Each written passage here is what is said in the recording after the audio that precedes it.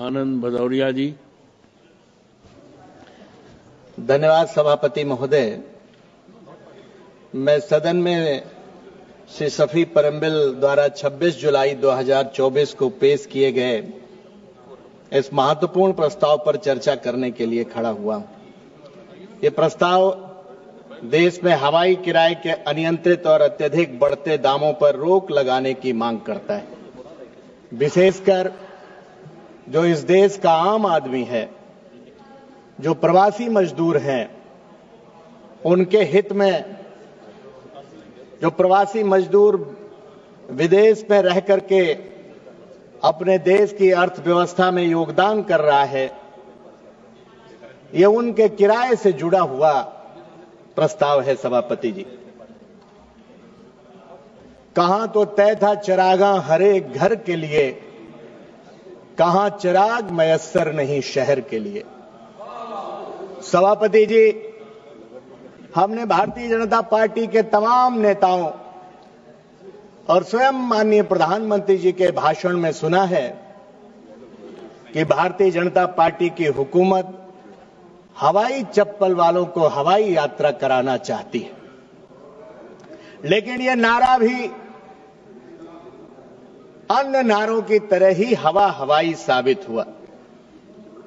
सबका साथ सबका विश्वास, सबका साथ सबका विकास, सबका विश्वास, कहीं ना कहीं सबका साथ लेकिन अपनों का विकास, इसीलिए टूटा विश्वास। सभापति जी, मैं पूर्व उड्डयन मंत्री जी को सुन रहा था, ऐसा लग रहा था कि जैसे समुद्र मंथन होगा तो कोई अमृत निकलेगा। उन्होंने लंबा चौड़ा जो भाषण दिया, कहीं ना कहीं ऐसा लगा जैसे खोदा पहाड़ निकली चुहिया। उनके भाषण में एयरलाइंस कंपनियों की चिंता तो थी, लेकिन आम आदमी का जो किराया बढ़ रहा है उसकी चिंता उनके भाषण में नजर नहीं आई। उन्होंने कहा कि कई एयरलाइंस की कंपनियां बंद हो रही हैं। सभापति जी, देश के उद्योगपति जो देश का पैसा लेकर के, गरीबों किसानों का पैसा इस देश से लूट करके विदेश चले गए, वो देश का पैसा लूट करके विदेश चले गए, इसलिए कई एयरलाइंस कंपनियां बंद हुई। घाटे की वजह से एयरलाइंस कंपनियां नहीं बंद हुई। सभापति जी, भारतीय जनता पार्टी का एक और नारा है आपदा में अवसर का। सभापति जी, आपदा में अवसर हमने नारा सुना था, लेकिन इन्होंने तो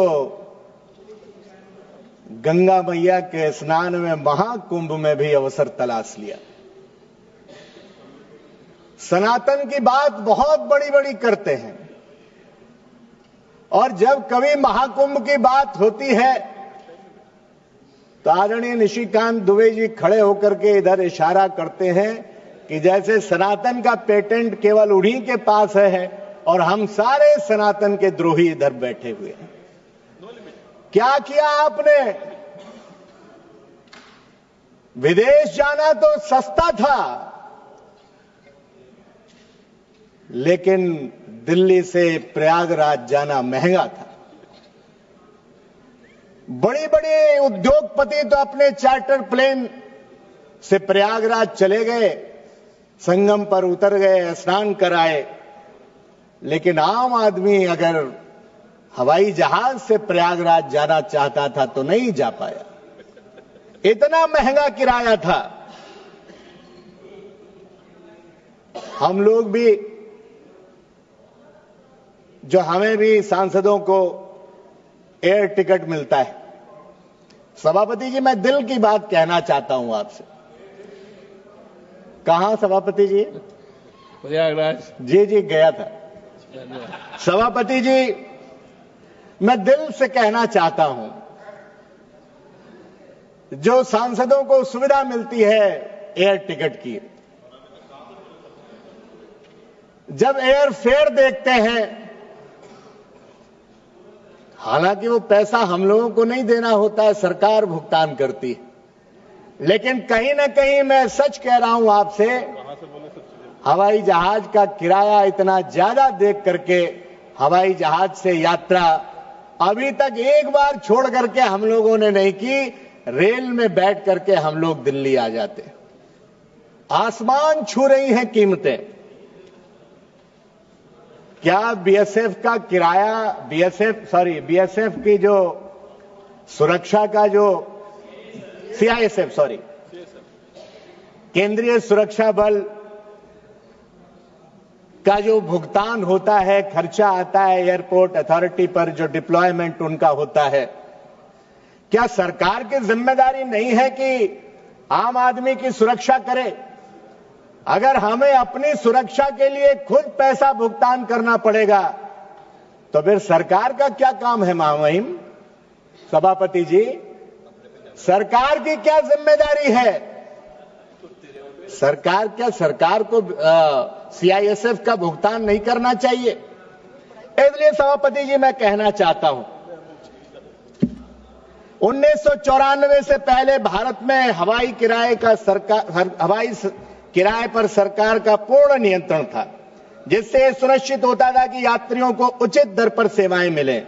लेकिन एयर कॉर्पोरेशन एक्ट के निरसन और एयरक्राफ्ट रूल्स 1937 के नियम 135(1) के तहत एयरलाइंस को किराए तय करने की स्वतंत्रता मिलने के बाद यह व्यवस्था पूरी तरह बाजार के हाथों में चली गई। हालांकि नियम 135(4) के तहत DGCA director general of civil aviation को अत्यधिक किराए वसूलने का या एकाधिकार की प्रवृत्ति पर रोक लगाने का अधिकार है, लेकिन यह प्रावधान भी पूरी तरह प्रभावहीन साबित हो रहा है। आज स्थिति यह है सभापति महोदय कि त्योहारों के मौसम में आप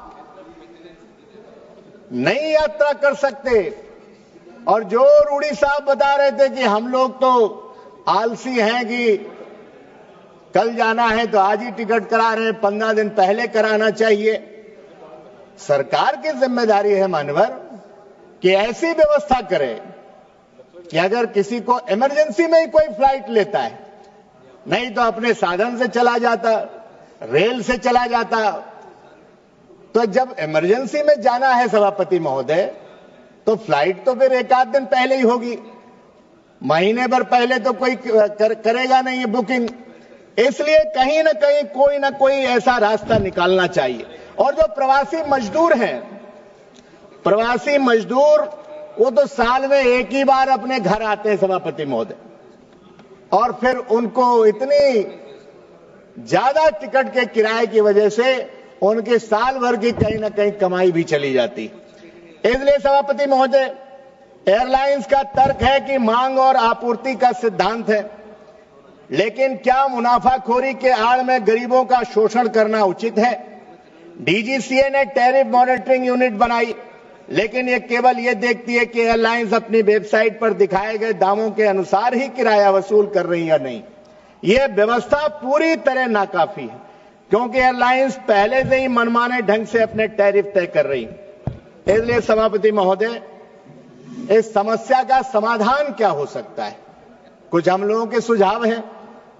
हवाई किराए पर एक उचित ऊपरी सीमा, अपर लिमिट एक तय होनी चाहिए कि इससे ज्यादा आप मनमाने तरीके से वसूली नहीं कर सकते।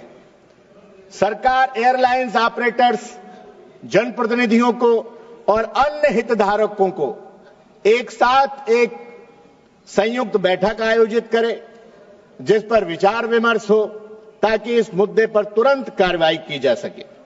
एक अर्ध न्यायिक निकाय का गठन किया जाए जो हवाई किराए की नैतिक और न्याय संगत निगरानी कर सके। इसलिए सभापति महोदय, हमने कृषि मंत्री जी की वो खबर भी अखबार में पढ़ी थी